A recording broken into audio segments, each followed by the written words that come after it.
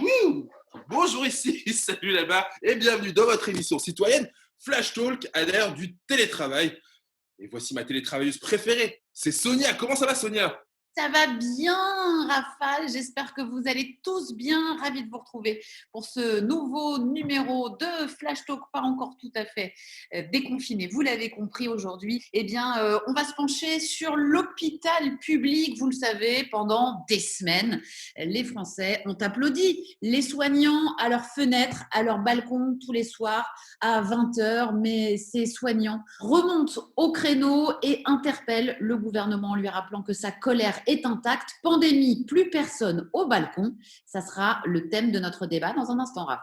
Ouais, qu'est-ce qu'on fait quand on va à l'hôpital, surtout aujourd'hui avec le personnel soignant? On amène des fleurs. Regardez ma chemise, j'ai même celle-ci aussi. Et puis vous aussi, n'hésitez pas à en offrir et puis à nous dire aussi ce que vous pensez de ce thème via les réseaux sociaux avec le hashtag FlashTalk, en likant aussi notre page officielle sur Facebook, en nous follow sur Insta. Et puis quelqu'un à qui j'aimerais aussi offrir des fleurs pour de vrai, c'est notre cartooniste Mickaël. Comment ça va Mickaël? Bonsoir Rafale, bonsoir Sonia, tout va bien, merci. Un Bonsoir à premier tous. dessin alors pour lancer cette émission. Ben oui, à cette grande question, hein, on imagine un aide-soignant qui dit « Mais pourquoi avoir applaudi tous les jours à 20 heures pour au final nous oublier aussi vite ?» Et le gars qui dit « 20 heures, c'était l'heure de l'apéro. » Eh ben, ça promet C'est une un grande peu question, hein. c'est une grande question. Et 20h, c'est l'heure de l'apéro, juste après avoir regardé Flash Talk, évidemment, sur France O, n'est-ce pas, Rafale? Revenons donc au Ségur de la santé et ces discussions qui ont démarré il y a quelques semaines déjà entre le gouvernement et les personnels de santé. Qu'est-ce qui peut en ressortir? Les personnels de santé seront-ils les grands oubliés de cette crise? On en débat juste après le Data Flash de Juliette Jean. 6 milliards d'euros. C'est l'enveloppe proposée par le ministre de la Santé pour répondre à la crise de l'hôpital. Cette somme serait à répartir entre hôpitaux, EHPAD publics, mais aussi en partie avec le secteur privé. Pourquoi faire? Augmentation de l'ensemble des salaires des agents de la fonction publique hospitalière et hausse particulière pour certaines professions, comme les infirmières, les aides-soignantes et les techniciens de laboratoire. Une refonte des primes a également été annoncée. Mais ce Ségur de la santé sera-t-il suffisant pour relancer l'hôpital public qui souffre depuis des décennies? En 20 ans, 100 000 lits et 95 services d'urgence ont été supprimés. Les soignants se mobilisent et manifestent pour qu'on ne les oublie pas, le pic de la crise sanitaire étant passé. Alors, après les applaudissements au balcon, l'hôpital public sera-t-il sauvé avec des mesures concrètes?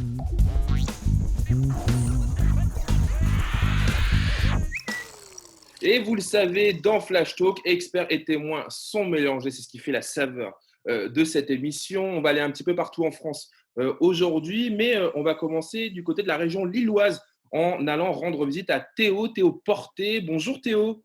Bonjour. Bonjour Théo, qui est musicien et puis tu enseignes aussi, hein? Oui, le violon et la musique de chambre, oui. Le violon aussi. Ah, bon, on est très content de t'avoir. Merci d'être avec nous aujourd'hui. Est-ce que toi, tu as applaudi au balcon pendant le confinement? Non, un tout petit peu au début et en fait, j'ai vite été assez mal à l'aise avec cette idée. Ah ouais? Pas mal à l'aise. Qui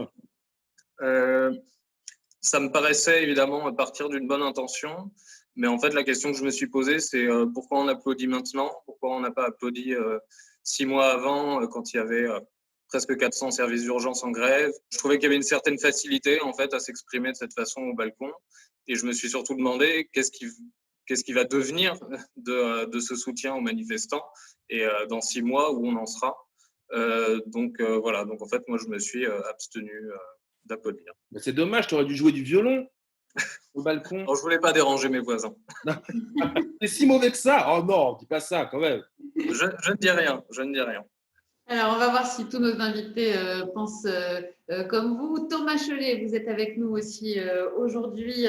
Thomas, vous êtes professeur des écoles à Paris où vous vivez avec votre femme et vos deux petites filles. Est-ce que vous avez applaudi chez vous le soir Moi, avant? j'ai applaudi. On a applaudi du coup tous ensemble. C'est vrai que c'est facile, mais c'est gratuit aussi. Et donc, je l'ai fait avec plaisir et c'était important pour nous, pour les filles. Et voilà.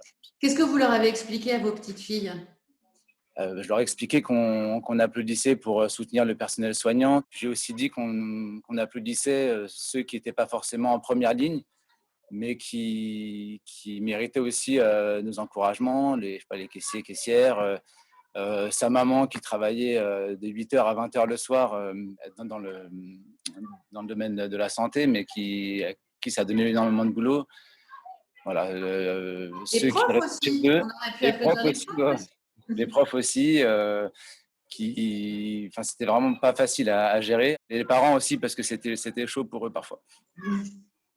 Ah oui, applaudissez les parents dont nous sommes avec Sonia. On aurait tellement voulu s'applaudir tous les soirs aussi. Mais bon, c'est pas la teneur de l'émission aujourd'hui. Dans quelques instants, on ira du côté de l'hôpital Avicenne. Bonjour Géraldine, comment ça va? Bonjour, ça va? On reprend nos activités et on est un peu perplexe, comme beaucoup en fait. Hein, Oh, et perplexe on- alors? Bah attendez, tu vas nous dire pourquoi tu es perplexe. Dans quelques instants, on ira aussi voir un médecin généraliste, une docteure démissionnaire qui est dans le Lot. C'est Magali Roussier. Bonjour Magali. Bonjour. Bon, dans quelques instants, on revient vers vous. Et puis, il y a aussi une économiste de la santé, membre des économistes atterrés, une association d'économistes opposés à l'orthodoxie néolibérale. Ça, c'est Nathalie Coutinet. Bonjour Nathalie. Bonjour. Sonia, si tu me le permets, je vais aller retrouver Vincent Duluc. Peut-être que son prénom et son nom accolés vous disent quelque chose si vous lisez l'équipe, puisqu'il signe régulièrement. Il est journaliste à l'équipe. Bonjour Vincent, comment ça va? Ça va très bien, merci. Bon, ça va mieux en tout cas parce que tu as été touché par le Covid-19 et tu as passé 28 jours à l'hôpital pour être soigné, je ne me trompe pas? Ouais, c'est ça, et 3 semaines en réanimation. Donc, en fait, j'ai pas applaudi, mais je les ai remerciés dans ma chambre tous les soirs. Quand tu as affronté la maladie, hein. Oui, oui, oui. On a l'impression d'arriver pour 2 jours et on reste un mois. Donc, j'ai vécu ça un peu de l'intérieur, mais à la fois au cœur du système et puis un peu en dehors du temps. C'était un peu ambivalent comme sentiment. Vous avez écrit une tribune qui a été publiée dans votre journal L'Équipe où vous insistez beaucoup sur le dévouement de ces personnels hospitaliers qui se sont aussi bien occupés de vous pendant un mois. Bien sûr, la seule raison de prendre la parole, c'est pour les remercier et pour souligner leur investissement, leur dévouement, pour dire aussi que dans tous les moments difficiles, eh ben, il y a toujours quelqu'un qui est là. C'est la première fois de ma vie que je suis en arrêt de travail. C'est la première fois de ma vie que je reste que je reste à l'hôpital. Et c'est une expérience assez étrange, très, très anxiogène, parce que bon, ceux qui connaissent la réanimation savent que 3 semaines là-bas, au milieu des bips et des tuyaux, c'est une expérience un peu compliquée. Mais la chaleur humaine et la compassion et la compétence de tout le personnel hospitalier, moi, m'a vraiment porté pendant un mois. On sent que le soutien est indéfectible maintenant, hein. Ah ben forcément, Il était déjà avant ou pas, chose. Vincent? Mais je leur dois, en fait, je leur dois à la fois ma guérison, et puis je leur dois de m'avoir aidé à traverser ce moment quand même très délicat, et qui est d'autant plus délicat que la nature même de la Covid, c'est de réduire à néant les contacts vers l'extérieur. En fait, les seules personnes que vous voyez, ce sont les infirmiers, les infirmières, les docteurs, les aides-soignants. J'aurais aimé que tous ces gens qui m'ont aidé aient un visage, et malheureusement, ils avaient un masque. Et si je les croise dans la rue, je ne saurais pas qui c'est. Alors parfois, j'en reconnaissais une à un tatouage, parfois une forme de visage, parfois une silhouette, et il y a la voix, évidemment. Mais j'aimerais bien savoir à qui je dois d'être en bonne santé aujourd'hui. Et vous écrivez aussi, ces personnes-là sont formidables et malheureusement, on ne s'en rend compte que dans ces moments-là. Et c'est ça le problème aussi. Mais évidemment, c'est le problème. J'espère que la prochaine fois qu'ils seront dans la rue, j'espère que je saurai m'en souvenir et que je ferai en sorte d'être à leur côté. Oui. Un visage, justement, on va t'en présenter un, mon cher Vincent. Des propos qui, j'imagine, te font plaisir, hein. Le professeur, on devrait peut-être la vous voyez, tiens. Le professeur Falgaron, qu'on avait déjà reçu dans Flash Talk avec nous, qui est donc professeur de rhumatologie à l'hôpital Avicenne, pardon, APHP 93 Bobigny. Qu'est-ce que tu penses des propos de Vincent? Tu les accueilles avec le sourire, je vois la banane là.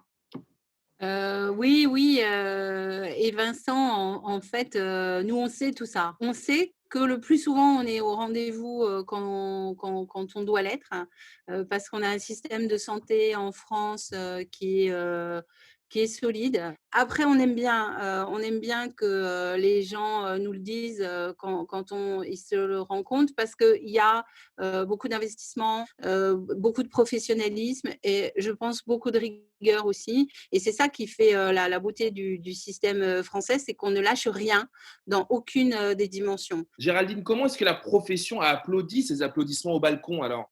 Je crois que je comprends Théo, sans être cynique, oui, c'est un petit côté, hélas dérisoire. Mais c'est venu fort à propos à un moment où on en avait besoin. La ville était très étrange, vide, et nous, on allait tous les jours, on ne savait pas trop vers quoi, vers le virus. C'était pas mal, mais c'est bien trop superficiel. Et comment faire, professeur Falgaron, pour essayer de maintenir dans le temps ce soutien populaire des Français au personnel soignant? Alors, on a besoin que les gens qui peuvent faire prendre conscience à la population que le soutien, en réalité, ça passe beaucoup par du soutien financier. Et on a besoin que chacun comprenne ce que ça veut dire de financer la santé, payer ses impôts, mais aussi d'être responsable par rapport aux soins. C'est-à-dire des actes très civiques. Quand vous venez à l'hôpital, vous apportez la carte Sécu parce que du coup, vous validez la consultation. Si vous validez la consultation, il y a un retour sur investissement et en fait, la consultation est validée. C'est des considérations à la fois matérielles, quotidiennes, mais pour que chacun comprenne, Théo, Thomas, Nathalie, elle le sait et Magali, mais vous, Vincent et notre dessinateur aussi, c'est nos impôts en France qui payent le système de santé. Vous voulez plus, il faut payer probablement plus, en tout cas autrement. Ça veut dire que tu actionnes pas ton généraliste pour n'importe quel bobo vite fait, bien fait. Enfin, ça vous paraît un peu caricatural, mais on a besoin de cette prise de conscience parce qu'en réalité, on a besoin d'une solidarité organisationnelle et financière. Oui, Géraldine, hein, je me permets de t'interrompre parce que je voudrais faire réagir justement Nathalie Coutinet, qui est avec nous, et merci, économiste de la santé, je l'ai dit, avec votre collectif des économistes atterrés. Vous cherchez des alternatives aux politiques d'austérité. Qu'est-ce que justement vous, hein, votre collectif, vous avez pensé du soutien populaire aux soignants et aux soignantes pendant cette crise? Ça faisait plus d'un an que les collectifs Interurgence, Interhôpitaux se battaient pour avoir du financement. On a participé en tant qu'économistes atterrés à ce soutien en écrivant des notes et des rapports, puisque c'est notre mission. Et que toutes les réformes qui ont été menées depuis des années, qui visent à rationaliser, ce qui veut dire en fait réduire la dépense, sont tous mauvaises. Parce que ce que tout ça oublie, et c'est ce qu'a rappelé euh, Monsieur Duluc, qui a été malade, c'est que l'hôpital, c'est évidemment du soin technique, c'est des médecins, mais c'est aussi un accompagnement du malade, parce qu'un malade, il est fragilisé psychologiquement, il peut être isolé, il peut être en détresse. Et que les réformes de l'hôpital aujourd'hui, elles enlèvent ce temps de soins qui n'est pas purement médical, qui n'est pas un acte purement médical. Et il est essentiel de faire comprendre à l'ensemble de la population qu'effectivement, l'hôpital a besoin peut-être à un moment donné d'un tout petit peu plus d'infirmières ou d'aides-soignants parce qu'elles ont aussi besoin d'aller tenir la main de quelqu'un qui souffre et ça fait partie de leur travail et ça me semble extrêmement essentiel. On a parlé du Ségur de la santé, ces discussions, ces négociations avec le gouvernement. Il y a 6 milliards d'euros qui ont été débloqués pour les salaires des personnels non médecins.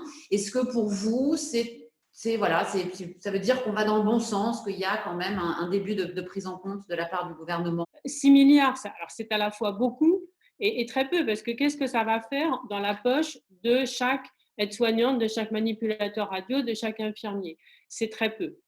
Et puis, ce n'est pas le seul problème de l'hôpital. Il y a évidemment un problème de salaire, mais aussi il y a un problème d'organisation globale, de temps administratif excessif. Et donc, les médecins passent un temps infini, un temps administratif infini qui les éloigne de leur mission. Donc, il y a aussi la place de l'hôpital dans le système global de soins. Nathalie, je me permets de t'interrompre parce que je vois dans mon multiplex Flash Talk Magali acquiescée. Magali, on va la présenter en quelques mots. Tu es dans le Lot, hein, si je ne me trompe pas, Magali. Oui, C'est oui, ça. à Cahors. Et toi, tu es médecin généraliste, démissionnaire. Justement, Nathalie, Voilà. je parlais des démissions il y a quelques instants. Qu'est-ce qui s'est J'étais. passé alors, Magali? Ce qui s'est passé, j'étais plus en accord du tout avec le système de soins. Alors, je suis en désaccord assez souvent avec l'organisation du soin dans mon pays, mais jusqu'à maintenant, j'arrivais à trouver un espace de liberté dans ma pratique. Et puis là, la dernière loi, juste avant le déconfinement, qui prolongeait l'état d'urgence sanitaire, qui nous demandait de ficher les cas Covid positifs dans un fichier informatique de la sécurité sociale, m'a beaucoup choquée, la manière dont ça a été fait. C'est-à-dire qu'on n'avait pas trop le droit de voir les gens n'avaient pas trop le droit de venir nous voir, il ne fallait pas trop les envoyer à l'hôpital, et puis maintenant, il fallait les ficher, mais sans les traiter. Enfin bon, là, c'était trop pour moi et je ne trouve plus ma place de médecin généraliste libre d'exercer, de prescrire et de suivre mes patients. Magali, combien de temps tu as exercé? 14 ans. Ah ouais, hein, quand même. Et alors, un mot sur le Ségur de la santé pour faire frissonner les uns et les autres, alors, Magali? Moi, je suis assez d'accord avec Nathalie. Qu'on donne des moyens à l'hôpital, c'est très bien. Moi, j'ai été très choquée par la loi Bachelot qui demandait, sur laquelle on vit toujours, hein, la tarification à l'activité. C'est-à-dire que plus il y a d'activité, plus l'hôpital est payé, reçoit des subventions. Donc l'acte technique va être revalorisé. Bon, c'est très bien, mais le soin en lui-même, faire des pansements longs, faire un accompagnement en psychiatrie, par exemple, ça, c'est pas des actes techniques, c'est du soin humain. C'est pas comptabilisé. Alors, c'est comptabilisé un petit peu, mais enfin, c'est pas très valorisé. Tout le soin humain est dévalorisé. Et moi, j'ai fait ce métier pour ça. Moi, j'aimerais bien qu'on ait l'avis de ceux qui ont applaudi au balcon, de ceux qui n'ont pas voulu le faire. Thomas, Théo, Vincent, alors comment est-ce que vous réagissez à tout ça, au témoignage de Magali, mais aussi à ce que nous dit le professeur Falgaron et puis Nathalie Coutinet également? Vincent? Mais forcément, je suis particulièrement sensible à ça parce que c'est des discussions que j'ai beaucoup eues avec mes soignants. J'ai eu la chance d'être toujours conscient pendant que j'étais en réa. Donc, on venait souvent discuter avec moi parce que les infirmières disaient qu'en réa, j'étais le seul qui était en état de discuter. Et c'est vrai que on voit bien qu'il y a un manque de moyens. On voit bien que tout ce que tout ce qui est renié, c'est l'essentiel, c'est la partie la plus humaine, c'est la partie qui est la moins numérisable. Et c'est vrai que moi, c'est ce qui a fait la différence. Ce qui a fait la différence pour moi dans mon mois à l'hôpital avec la Covid, c'est les moments où les soignants ou les aides-soignants avaient 5 minutes pour moi, rien que pour moi, comme ça, assis sur le lit, même avec le masque, à parler un peu. C'est quelque chose qui me remontait pour le reste de la journée. Et c'est vrai que si les dépenses continuent d'être rognées ainsi, forcément, c'est des moments qui seront plus possibles. Alors, effectivement, c'est assez basique. Il faut accepter de payer des impôts pour ça. Voilà. Est-ce que vous êtes prêt? Alors, je vous pose la question à vous, Vincent, et puis je vous poserai la question aussi aux deux autres témoins. Est-ce que vous êtes prêt aujourd'hui à payer plus d'impôts si on vous dit cet argent-là ira à l'hôpital public? Imaginons que ce soit possible. Je suis déjà prêt à ce qu'une partie plus grande de mes impôts aille à l'hôpital public et éventuellement à payer plus d'impôts, mais pas non plus énormément plus. On pose la question à Théo alors. Moi, étant dans l'enseignement et en plus dans l'enseignement artistique, c'est vrai que cette logique comptable, c'est quelque chose qui me parle absolument pas. Je suis assez effaré d'entendre le témoignage de Magali qui dit qu'elle démissionne parce qu'elle ne s'y retrouve pas. Pour l'instant, nous, dans l'enseignement artistique, on est encore relativement protégés par ça, mais je me dis combien de temps ça va durer. Je veux dire, peut-être que dans des entreprises, c'est une logique qui fonctionne, mais dans tous les autres aspects de la société culturelle, la santé, à partir du moment où il y a vraiment des échanges humains, c'est juste ridicule, quoi. Pardon Théo, je rigole parce que je me fais l'image justement. Non mais il n'y a pas cette fadiaise là, il va falloir continuer un petit peu. C'est dingue. Oui, non, mais C'est exactement ce que tu dis. enfin, moi, je sais même pas comment on pourrait projeter ce genre d'idée comptable dans l'enseignement. Enfin, si j'ai bien compris, Thomas est enseignant aussi en école primaire. Bon, j'imagine qu'il doit penser la même chose, quoi. Enfin, On va lui poser la question. Ce qui veut pas dire qu'on cherche pas à avoir des résultats avec les élèves, mais enfin, les résultats, c'est pas des résultats comptables, quoi. On va lui poser la question à Thomas, justement. Je trouve quand même que ça fait assez écho à ce que je vis moi en tant qu'enseignant, ce que disait le personnel de l'hôpital public. Parce que nous, je trouve aussi qu'on nous demande on insiste beaucoup sur ce qui est chiffrable. On demande beaucoup de résultats. On nous donne beaucoup de formations sur comment mieux enseigner. Donc ça, c'est intéressant. Mais pas forcément sur l'aspect humain, justement, sur comment faire avec des élèves très difficiles, parce qu'on en a à l'école. C'est vrai que l'aspect humain n'est pas super mis en avant. Et sur cette question, sur la question que j'ai posée à Vincent Deluc à l'instant, est-ce que vous êtes prêt, est-ce que vous seriez prêt à payer davantage d'impôts pour l'hôpital public? Moi, je serais prêt à payer davantage d'impôts pour l'hôpital public, oui.